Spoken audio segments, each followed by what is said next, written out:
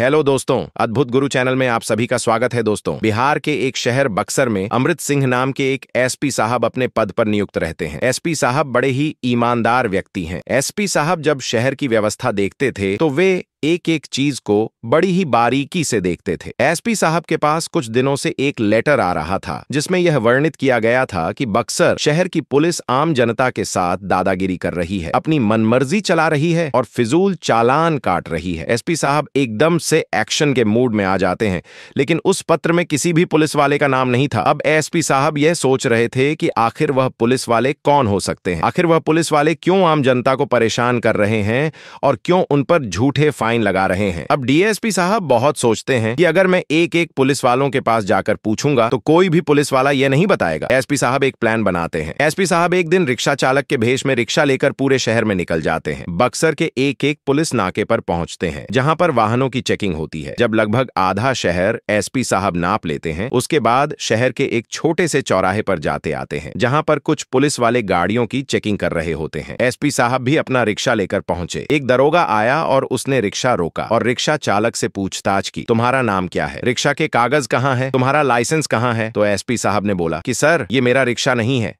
ये मेरे मालिक का रिक्शा है और मैं इसे किराए पर चलाता हूँ। इस रिक्शा के कागज मेरे नाम पर नहीं है, ये रिक्शा मालिक के नाम पर है। तो पुलिस वाले बोलते हैं कि झूठ मत बोलो, अगर तुम्हारे पास इस रिक्शा के कागज नहीं है तो तुम अपना रिक्शा साइड में लगाओ। इस पर एसपी साहब कहते हैं कि साहब, आप मेरा विश्वास कीजिए, मेरे पास मेरा खुद का लाइसेंस है और मैं एक रिक्शा चालक हूँ, लेकिन यह रिक्शा मेरा खुद का नहीं है। मैं यह रिक्शा किराए पर लेता हूँ, सुबह से शाम तक जो भी कमाता हूँ उसे लेकर अपने घर जाता हूँ और इस रिक्शे के मालिक को इसका किराया देता हूँ। लेकिन जो दरोगा होता है वह नहीं मानता और एसपी साहब से कहता है कि तुम रिक्शा साइड में लगाओ, तुम्हारा फाइन लगेगा। तब रिक्शा वाला कहता है कि साहब, मेरा किस बात का फाइन लगा रहे हो। तो दरोगा कहता है कि तुम्हारे पास रिक्शा के कागज नहीं है। एसपी साहब जो रिक्शा वाले के भेष में रहते हैं वह बोलते हैं कि साहब माफ कीजिए, मुझे जाने दीजिए, मुझे आगे और कस्टमर अपने रिक्शा में बिठाने हैं। तो दरोगा साहब कहते हैं कि ठीक है, मैं तुम्हें जाने दूंगा, लेकिन तुम्हें फाइन देना होगा। तो एसपी साहब पूछते हैं कि सर, आप फाइन किस बात का ले रहे हो। दरोगा नहीं मानता और बार बार एक ही रट लगाकर बैठा रहता है कि तुम्हें फाइन देना पड़ेगा। एसपी साहब ने बोला कि ठीक है, मैं फाइन देने के लिए तैयार हूं, मुझे बताइए आप कितने का फाइन देना पड़ेगा। तब दरोगा बोलता है कि तुम्हें 2000 का फाइन देना पड़ेगा। ये सुनकर एसपी साहब एकदम से शॉक हो जाते हैं और एसपी साहब फाइन देने से मना कर देते हैं और उस दरोगा की तरफ देखते हैं जो 2000 की मांग करता है। एसपी साहब हल्का सा मुस्कुराकर बोलते हैं कि क्या तुम जानते हो कि तुम किससे 2000 मांग रहे हो। दरोगा कहता है कि तू चाहे जो भी हो, ये सुन। एसपी साहब थोड़ा सा गुस्सा हो जाते हैं कि आखिर मेरे शहर की पुलिस कैसी है, ऐसे आम जनता को परेशान कर रही है बेचारी। इस शहर की आम जनता कैसे इन पुलिस वालों से अपना पीछा छुड़ा पाती होगी। एसपी साहब यह मन ही मन सोचते हैं। दरोगा फिर बोला, तुम चुपचाप 2000 का फाइन दो और अपना रिक्शा लेकर यहाँ से निकलो। तब एसपी साहब अपना कार्ड दिखाते हैं और बोलते हैं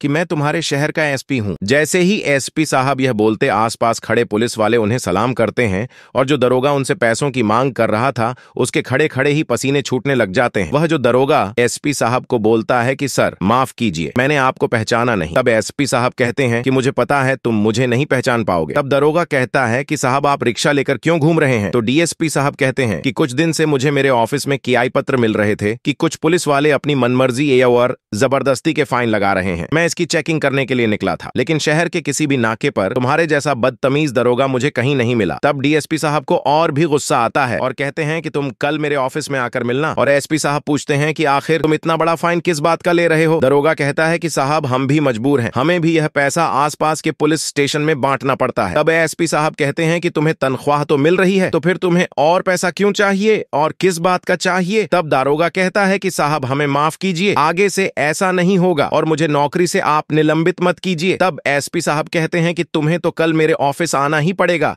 चाहे कुछ भी हो जाए, मेरे ऑफिस में मिलो। तब दूसरे दिन जब वह दरोगा एसपी साहब के ऑफिस में जाता है तो एसपी साहब उस पुलिस वाले से पूछते हैं कि आखिर तुम लोगों से क्यों जबरदस्ती का फाइन वसूलते हो। तब दारोगा कहता है कि साहब, मैं मजबूर हूं, मेरे साथ जो दारोगा काम करते हैं वह मुझे यह सब चीज करने के लिए बोलते। तब एसपी साहब कहते हैं कि तुम काम किसके लिए करते हो, दरोगा के लिए या देश के लिए। तो दरोगा बोलता है कि सर, मैं तो अपना काम बड़े ही ईमानदारी से करता हूं, मैं सर एक छोटे से गांव का हूं, लेकिन जैसे ही यहाँ बड़े शहरों में आया हूं, मुझसे ऊपर वरिष्ठ अधिकारियों का कहना मानना पड़ता है। तब एसपी साहब कहते हैं कि यह तो तुम्हारी ड्यूटी है, तुम इससे घबराते क्यों हो, तुम मेरे मेरे पास आकर भी तो इसकी कंप्लेंट कर सकते थे। दरोगा कहता है कि अगर मैं उनके नाम की कंप्लेन कर देता और उन्हें पता चल जाता तो वह मेरे साथ बड़ी ही बदसलूकी करते और मुझे इस नौकरी को छोड़ने पर भी मजबूर कर देते। तब एएसपी साहब कहते हैं कि कोई बात नहीं, तुम मुझे उन लोगों का नाम बताओ जो तुमसे यह सब काम करने को बोलते हैं। तब दरोगा कुछ उच्च अधिकारियों का नाम बताता है। फिर एएसपी साहब वहीं रिक्शा लेकर उसी थाने पर जाते हैं। जब एएसपी साहब थाने पहुंचते हैं तो वह वहीं देखते हैं जो उस दरोगा ने बताया। कोई किसी से रिश्वत ले रहा है, कोई पुलिस वाला किसी को छोड़ना है तो रिश्वत ले रहा है। यह सब चीज थाने में चलती रहती है। आखिर ये पुलिस वाले क्यों लोगों को परेशान करते हैं, क्यों उनसे फिजूल का पैसा वसूलते हैं? एसपी साहब उस थाने के उच्च अधिकारी से मिलते हैं और उनसे बात करते हैं कि खैर तुम्हारे थाने में चल क्या रहा है? तो उच्च अधिकारी भी बेकार के जवाब देते हैं, हमारी तनख्वाह कम है, और ऐसे बेकार के बेहुदा जवाब दिए जा रहे थे। एसपी साहब को गुस्सा आ जाता है और एसपी साहब उसे पूरे थाने में जितने भी पुलिस वाले और जितने भी उच्च प्रभारी रहते हैं उनकी सस्पेंड करने के लिए उच्च प्रबंधन अधिकारी जो रहते हैं पुलिस वालों के, जहां से पूरा पुलिस कंट्रोल होती है, वहां पर अर्जी लगाते हैं कि इस पुलिस स्टेशन के सभी अधिकारियों को सस्पेंड किया जाए, क्योंकि यह पुलिस अधिकारी कानून के नियम का पालन न करते हुए अपनी मनमर्जी का काम करते हैं, अपने मनमर्जी के चालान बनाते हैं, अपने मनमर्जी के हफ्ता वसूली करते हैं, और जब प्रभारी के पास यह खबर जाती है तो तुरंत उस पुलिस स्टेशन को बंद कर दिया जाता है। वहां के सारे अधिकारी और सारे दरोगा हों कि हाथों हाथ सस्पेंशन ऑन ऑर्डर निकल जाता है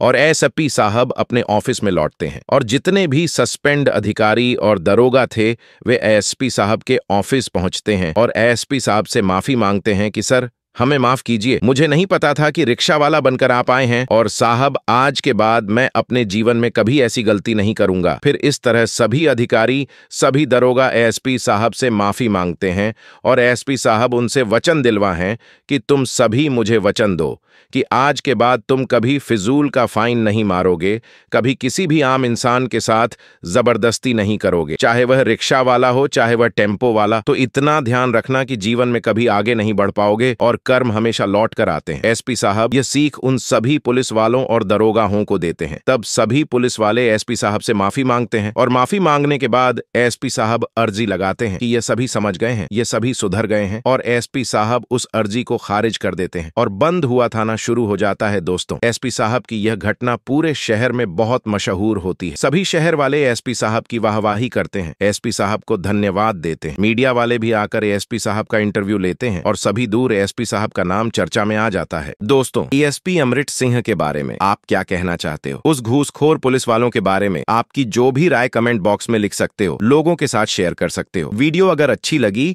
तो वीडियो को लाइक और चैनल को सब्सक्राइब जरूर करें ताकि हमें हौसला मिले। दोस्तों, ये कहानी आपको इसलिए सुनाई जाती है ताकि आप लोग इन कहानियों में से कुछ ना कुछ सीख सको और अपने जीवन में उस चीज को अप्लाई कर सको। मिलते हैं किसी अगली वीडियो में नए टॉपिक के साथ। तब तक के लिए जय हिंद, जय भारत। आप सभी का बहुत बहुत धन्यवाद।